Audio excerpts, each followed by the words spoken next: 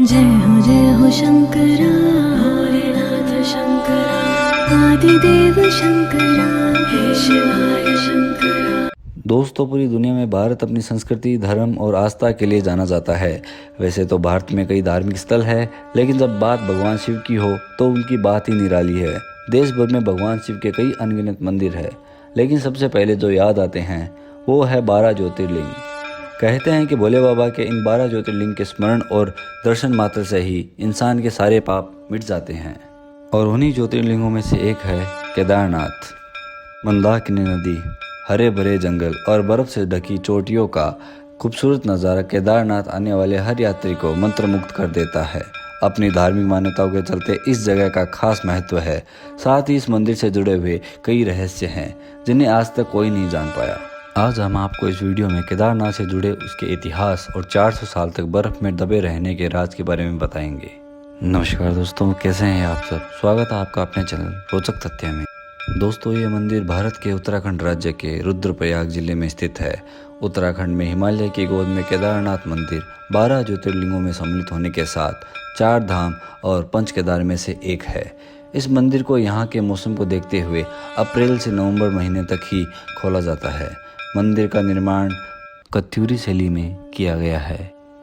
केदारनाथ मंदिर की एक ऐसी भी हकीकत है जिसे बहुत कम लोग जानते हैं। अगर वैज्ञानिकों की माने तो केदारनाथ का ये मंदिर 400 साल तक बर्फ में दबे रहने के बावजूद भी सुरक्षित बचा रहा। 13वीं से 17वीं शताब्दी तक यानी 400 साल तक एक छोटा हिमयुग आया था जिसमें हिमालय का एक बड़ा सा क्षेत्र बर्फ के अंदर दब गया था। देहरादून के वादिया इंस्टीट्यूट ऑफ हिमालयन जियोलॉजिकल के वैज्ञानिकों ने कहा कि 400 साल तक केदारनाथ के बर्फ में अंदर दबे रहने के बावजूद भी यह मंदिर सुरक्षित रहा।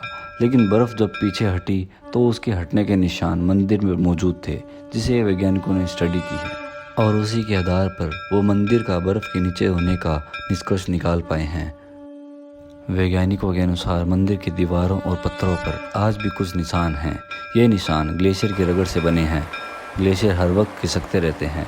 ये ना सिर्फ खिसकते हैं बल्कि उनके साथ इनका वजन भी होता है और उनके साथ कई चट्टानें भी होती हैं, जिनके कारण उनके मार्ग में आई हर वो चीज़ रगड़ खाती है। जब 400 साल मंदिर बर्फ़ के नीचे दबा रहा होगा तो सोचिए मंदिर ने इस ग्लेशियर की बर्फ़ और पत्थरों की रगड़ कितनी झेली होगी। वैज्ञानिकों के मुताबिक मंदिर के अंदर भी इसके निशान मौजूद हैं। बाहर की ओर दीवारों पर पत्थरों की रगड़ दिखती है और अंदर के पत्थर समतल है, जैसे उनकी कोई पॉलिश की गई हो। वादिया इंस्टीट्यूट के वैज्ञानिकों ने केदारनाथ इलाके की लाइकोनोमेट्रिक डेटिंग भी की है। बता दें, लाइकोनोमेट्रिक डेटिंग एक ऐसी टेक्निक है जिसके सहारे पत्थरों और ग्लेशियर के जरिए उस जगह की उम्र का अंदाज़ा लगता है। ये दरअसल उस जगह के शैवाल और कवक को मिलाकर उनके जरिए समय का अनुमान लगाने की टेक्निक है। इस टेक्निक के अनुसार छोटे हिमयुग के दौरान केदारनाथ धाम इलाके में ग्लेशियर का दौर 14वीं सदी के दौरान हुआ और इस घाटी में ग्लेशियर बनना 1748 तक जारी रहा। अगर 400 साल तक ये मंदिर ग्लेशियर के बोझ को सह चुका और सैलाब के थपेड़ों को झेल चुका है तो जाहिर है इसे बनाने की टेक्निक भी बेहद खास रही होगी। शायद इसे बनाते वक्त इन बातों का खास ध्यान रखा गया होगा कि क्या ये ग्लेशियर बर्फ़ और सैलाब के थपेड़ों को सह सकता है। केदारनाथ मंदिर और धाम 3 तरफ से पहाड़ों से घिरा हुआ है। एक तरफ है करीब 22,000 फीट ऊंचा केदारनाथ, तो दूसरी तरफ है 21,600 फीट ऊंचा खर्च कुंड, तीसरी तरफ है 22,700 फीट ऊंचा भारत कुंड। सिर्फ इतना ही नहीं, 3 पहाड़ों के साथ यहाँ 5 नदियों का संगम भी है। मंदाकिनी, मधुगंगा, शीरगंगा, सरस्वती और स्वर्णगौरी। इन नदियों में से कुछ को काल्पनिक माना जाता है। इस इलाके में मंदाकिनी ही स्पष्ट तौर पे दिखाई देती है। यहाँ सर्दियों में ज़बरदस्त बारिश, बर्फ़ और पानी होता है। मलवा के राजा भोज ने इस मंदिर का निर्माण विक्रम संवत 1076 से 1099 में करवाया था। लेकिन कुछ लोगों के हिसाब से ये मंदिर 8वीं शताब्दी में आदि शंकराचार्य ने बनवाया था। बताया जाता है कि मौजूदा केदारनाथ मंदिर के ठीक पीछे पांडवों ने एक मंदिर बनवाया था, लेकिन वो मंदिर वक्त के थपेड़ों की मार नहीं झेल सका। वैसे तो गढ़वाल विकास निगम के अनुसार मौजूदा मंदिर 8वीं शताब्दी में आदि शंकराचार्य ने बनवाया था, यानी छोटा हिमयुग जो कि 13वीं शताब्दी में शुरू हुआ उसके पहले ये मंदिर बन चुका था।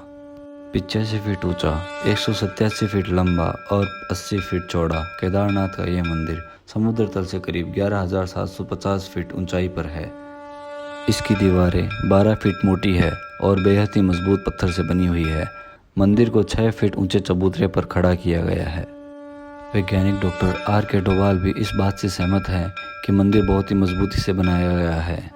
इसकी दीवारें मोटी मोटी चट्टानों से बनी हुई है और इसकी छत उसी पत्थर से बनी है।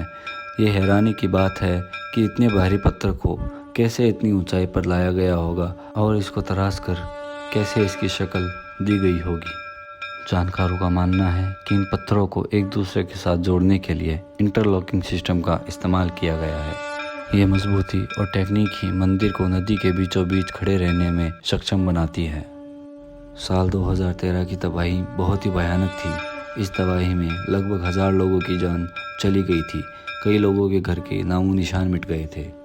केदारनाथ और उसका तीर्थ स्थान दोनों इस प्राकृतिक आपदा के चपेट में आए थे, लेकिन जल प्रलय में भी इस मंदिर को कोई नुकसान नहीं हुआ।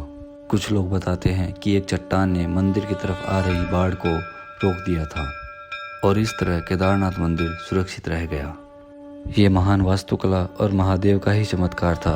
कितनी बड़ी तबाही के बीच इस मंदिर का बाल भी बांका नहीं हुआ। ASI भी इस बात से सहमत है कि इसकी डिज़ाइन और बनाने का तरीके की वजह से इस मंदिर ने इतनी बड़ी बड़ी तबाही झेल ली थी। यही कारण है कि वो मंदिर आज भी बरकरार है। अंदर के पत्थरों पर बहुत ही मामूली सा फर्क पड़ा है। वैज्ञानिकों का मानना है कि केदारनाथ ग्लेशियर का हिस्सा होने की वजह से ऐसी आपदाएं आगे भी जारी रहेगी। दोस्तों, क्या आप भी केदारनाथ गए हो? आपका इस मंदिर के प्रति क्या विचार है? हमें कमेंट बॉक्स में ज़रूर बताएं। उम्मीद करता हूँ आपको हमारा वीडियो पसंद आया होगा। अगर हमारा वीडियो पसंद आया तो लाइक करें, शेयर करें और हमारे चैनल को सब्सक्राइब